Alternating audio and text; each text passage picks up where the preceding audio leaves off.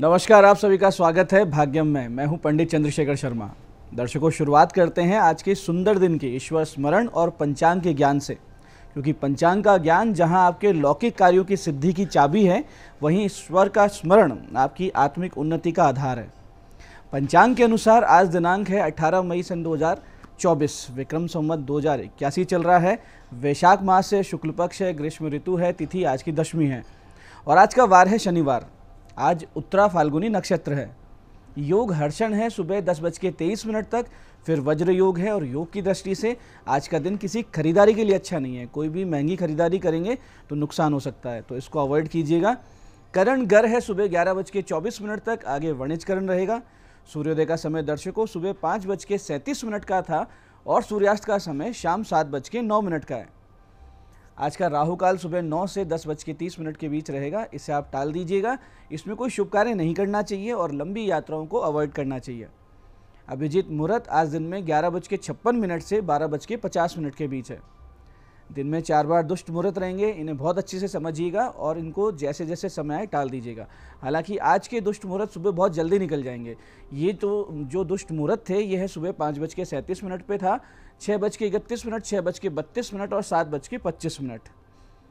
आज का दिशाशूल दर्शकों पूर्व दिशा में है, तो पहली कोशिश तो यही करें कि पूर्व दिशा की यात्रा को आप टाल दें, लेकिन अगर जाना बहुत ही अनिवार्य है तो इसका एक परिहार करके निकलें। परिहार इस प्रकार होगा कि पूर्व की ओर आप देखेंगे और छोटा सा अदरक का टुकड़ा, उड़द के दाने खाएंगे और 5 कदम पीछे चलेंगे। और जब ये प्रक्रिया करें तो ईश्वर का स्मरण करें, अपने हृदय में अपने इष्ट का ध्यान करें और फिर इस दिशा की यात्रा करें। यात्रा बहुत अच्छी रहती है, दिशाशूल नहीं लगता है। आज का शुभ समय दर्शकों, यानी अगर आज के दिन का सबसे अच्छा समय हम सोचें जिसमें अच्छी अच्छी कोशिशें हमें करनी चाहिए, तो वो दिन में 12:30 से 5:25 के बीच रहेगा। आज की चंद्र राशि दर्शकों कन्या है, यानी चंद्रमा बुध की राशि कन्या से गोचर कर रहे हैं, जिससे आज का दिन सभी 12 राशियों के लिए कुछ इस प्रकार रहने वाला है। सबसे पहले बात करते हैं मेष राशि की। तो मेष राशि वालों को सोच समझकर आज कोई निर्णय लेने चाहिए। वहीं वृष राशि वाले सूझबूझ से सुलझा लेंगे घर के विवाद। मिथुन राशि वालों को कोई अपना ही व्यक्ति दुख पहुंचा सकता है। कर्क राशि वाले रहेंगे प्रबल लाभ की स्थिति में, तो सिंह राशि वाले अपनी मेहनत का फल आते देखेंगे। कन्या राशि वालों की कोई समस्या सुलझ जाएगी, तो तुला राशि वाले करियर में बढ़ेंगे आगे। वृश्चिक राशि वाले पाएंगे आज साथियों का समर्थन। धनु राशि वाले भाग्योदय से होंगे प्रसन्न। मकर राशि वालों को होगा स्वास्थ्य लाभ, तो कुंभ राशि वाले अपने वैवाहिक जीवन की समस्याओं से होंगे परेशान और मीन राशि वाले आज विवादों को सुलझा लेंगे। अब करते हैं आज के दिन की ज्ञान चर्चा, जो हमारी अंत्यदृष्टि को, प्रज्ञा को जागृत करेगी। फिर आगे समझेंगे उन विशिष्ट उपायों को जो आपको समस्याओं से बाहर ले आते हैं और जीवन में सफल बना देते हैं। अंत में करेंगे आज के दिन की ज्योतिष मंत्रणा और समाधान। दर्शकों, जप तप और दान आपका प्रारब्ध तक बदल सकते हैं। इसमें भी दान से बड़ा और कोई धर्म नहीं है और अन्न दान से बड़ा कोई भी दान नहीं है। सुंदर दान की श्रेणी में अन्न दान, वस्त्र दान और विद्या दान आते हैं। दान इस लोक और परलोक दोनों में कल्याण करने में सक्षम पुण्य है, लेकिन दान के भी कुछ नियम हैं जो कि शास्त्र इस प्रकार बताते हैं कि अभिगम्योत्तम दान माहुतम चैव मध्यमम अधमम चाच्यमानम शात सेवादानम तु निष्फलम। इसका अर्थ ये है कि खुद उठकर दिया गया दान बहुत ही उत्तम होता है, किसी को बुलाकर दिया हुआ दान मध्यम है और याचना के पश्चात दिया हुआ दान बिल्कुल अधम श्रेणी का दान है। और अगर सेवा के बदले, यानी किसी ने आपके लिए कोई सेवा की और उसके बदले आप दान बोलकर कुछ दे रहे हैं, तो वो तो बिल्कुल निष्फल है, उसको दान मान ही नहीं सकते, वो एक व्यवहार मात्र है। और सबसे महत्वपूर्ण शास्त्र कहते हैं कि पात्रेभ्य दीयते, यानी कि पात्र को दिया हुआ दान ही सर्वश्रेष्ठ है। अब पात्र यानी जिसे आवश्यकता हो उसे द्रव्य दान दे, जो भूखा हो उसे अन्नदान दे, भोजन करवाएं, और जो विद्या धारण करने के योग्य सच्चरित्र रखता हो उसे विद्या दान दे। तो ये चीज़ें समझकर दान को अपने जीवन में उतारें। जप और तप के साथ दान को अपने आचार विचार का, अपने व्यवहार का एक हिस्सा बना ले, तो आपके पुण्य भी जागृत होंगे, लोक भी सुधरेगा और परलोक भी सुधरेगा। तो दर्शकों, ये थी ज्ञान चर्चा। अब बात करते हैं उन विशिष्ट उपायों पर जिनकी सहायता से हमें ईश्वरीय प्रेरणा और शक्ति स्रोत प्राप्त होता है और हमारे संकटों का निश्चित रूप से नाश होता है। सबसे पहले बात करते हैं उनकी जिनका जन्मदिन है। तो जिनका जन्मदिन है, आप सभी आज एक पान के पत्ते पर 2 लौंग शुद्ध गोघृत में भिगोकर रखें और साथ में एक पताशा, एक जायफल लेके हनुमान जी के मंदिर जाएं। वहाँ पर हनुमान जी को ये अर्पित करें और बजरंग बाण के 11 पाठ करें। ये छोटा सा उपाय आप करेंगे, आने वाला वर्ष बहुत ही सुंदर, शुभ, उन्नतिकारक रहेगा, इसमें कोई भी संदेह नहीं।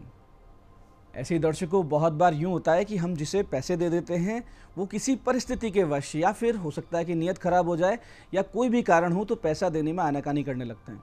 ऐसी स्थिति में यदि सामने वाले की आर्थिक अवस्था बहुत ज़्यादा खराब है तो फिर ये माने कि आपके भाग्य में ये पैसा आने में अभी विलंब है या नहीं आएगा, या प्रतीक्षा करनी चाहिए।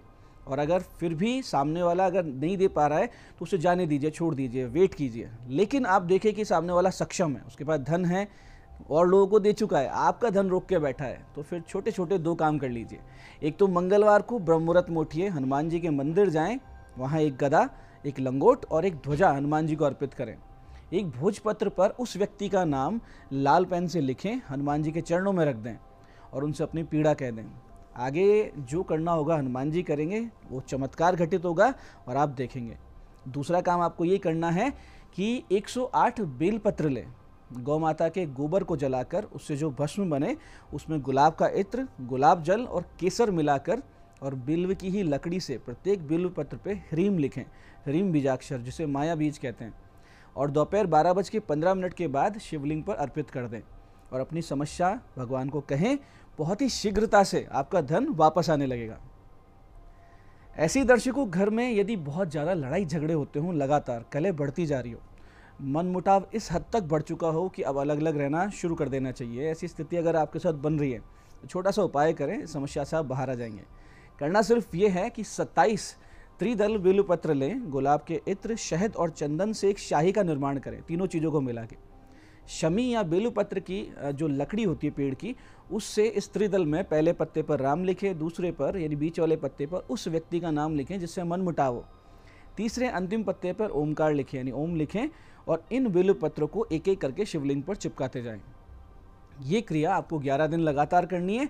साथ ही साथ अगर आप ह्रीम नमः शिवाय, ह्रीम नमः शिवाय इस मंत्र की 5 माला का जाप वहीं मंदिर में बैठकर करते रहते हैं, निश्चित रूप से कार्य सिद्ध होगा। जो मनमुटाव था वो कम होगा, खटास दूर होगी, आपस में प्रेम, सम्मान, अपनत्व की भावना बढ़ जाएगी, इसमें कोई संदेह नहीं है। तो दर्शकों, ये थे आज के विशिष्ट उपाय जो आपको समस्याओं से भी बाहर लाएंगे, आपकी मनोकामनाएं पूरी करेंगे, ईश्वर की कृपा का पात्र आपको बना देंगे। अब बात करते हैं आपके सवालों की। आपके सवालों में आज हमारे पास जन्म पत्रिका आई है हमारे दर्शक प्रतीक जी की।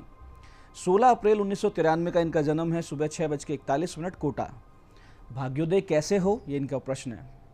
देखिए प्रतीक जी, उच्च के सूर्य और उच्च शुक्र से आपका भाग्योदय और श्रेष्ठतम जीवन तय है, परंतु आपके 12वें भाव का ओवर एक्टिव होना दर्शा रहा है कि आपको विदेश जाकर बसना चाहिए, वहीं कामकाज आपका सेट होना चाहिए, तभी आपका भाग्योदय होगा। तो इस संबंध में अपने प्रयास बढ़ाइए। सबसे अच्छा जो भी कुछ होना है, फिर आपका करियर है, आपका निजी जीवन है, सब अपने आप अच्छा होता चले जाएगा। आज की दूसरी पत्रिका है हमारे दर्शक भोजराज जी की। 20 अगस्त 1995 का जन्म है, दिन में 11:44 जोधपुर। सरकारी सेवा कब तक लग जाएगी, इनका प्रश्न है। देखिए भोजराज जी, तुला लग्न, वृष राशि की जन्म पत्रिका आपकी, जिसमें स्वराशि का सूर्य एकादश भाव में आपकी नौकरी तो लगवा रहा है, लेकिन लग्ने शुक्र अस्त है, तो आप ही एफर्ट्स कम कर रहे हैं, इसलिए शुक्र के जाप करवा लीजिए। एक फायर ओपल गले में पहनिए ताकि आप थोड़ा सा एक्टिव हो जाएंगे, समस्या शांत होगी। आज की तीसरी पत्रिका ये हमारे दर्शक विशाखा जी की। 24 जनवरी 1992 का इनका जन्म है, शाम 4:48 दिल्ली। वैवाहिक जीवन में समस्याओं का उपाय बताइए, इनका प्रश्न है। देखिए विशाखा जी, मिथुन लग्न, कन्या चंद्र की आपकी जन्म पत्रिका है। सप्तम यानी विवाह भाव पूर्णतः दूषित है। शुक्र, बुध, राहु, मंगल 4 ग्रह वहाँ बैठे हैं, तो विवाह टूटने के पूरे योग बनते हैं। आगे का जीवन सुखद हो जाए, इसके लिए बुध के जाप करवा लीजिए, राहु मंगल की शांति आप तुरंत करवा लीजिए। तो ये था आज का पंचांग, आज के विशिष्ट उपाय और ज्ञान चर्चा। मैं पंडित चंद्रशेखर शर्मा ये आशा करता हूँ कि बताए उपायों को सही विधि, सटीक समय, अटूट श्रद्धा से करके आप पूरा लाभ उठाएंगे, और जो ज्ञान चर्चा सत्संग हमने किया है इसे अपने जीवन में, अपने आचरण में उतारेंगे, जीवन को शिव में, सत्य में और आनंद में बनाएंगे। मैं महादेव से प्रार्थना करता हूँ कि जब आप हमारे बताए हुए उपाय करें तो आपके कष्टों का निवारण हो और मनोकामना पूर्ति निश्चित रूप से हो।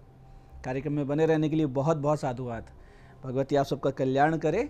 जय आदिशक्ति।